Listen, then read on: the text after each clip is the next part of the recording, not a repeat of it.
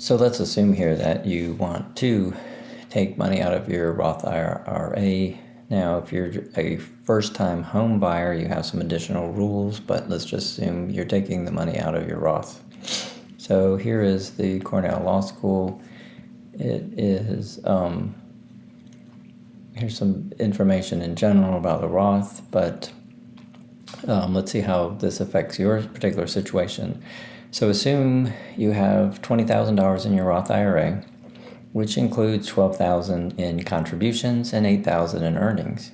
You want to withdraw $15,000 for an emergency expense.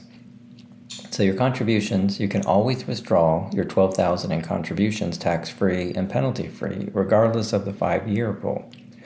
Earnings, the 5-year rule comes into play when you withdraw the $3,000 in earnings needed to reach the total $15,000.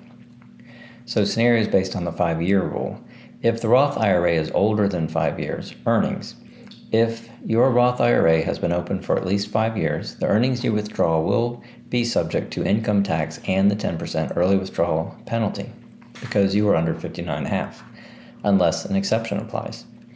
If the Roth IRA is less than 15 years old, earnings. If your Roth IRA has not been open for at least 5 years, the earnings you withdraw will be subject to income tax and the 10% withdrawal penalty.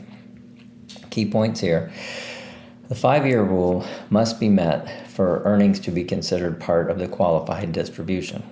Qualified distributions are tax-free and penalty-free, but typically require you to be over 59.5 or meet other exceptions like disability or first-time home purchase. For non-qualified distribution, like yours for an emergency expense, meeting the 5-year rule helps avoid additional penalties, but not the income tax on earnings. Conclusion. The 5-year rule ensures that not only the earnings withdrawn after the account has been open for at least 5 years may qualify for tax benefits. For your situation, since you are not using the funds for a qualified reason and are under 59.5, the rule means your earnings will still be subject to income tax and the 10% penalty. But understanding this helps you plan your finances effectively. And then here is just, let's go ahead and give you the whole Cornell law on the IRS. Specifically, let's go back. And again, your 408A and the other law you're interested in too is also the IRC 72T.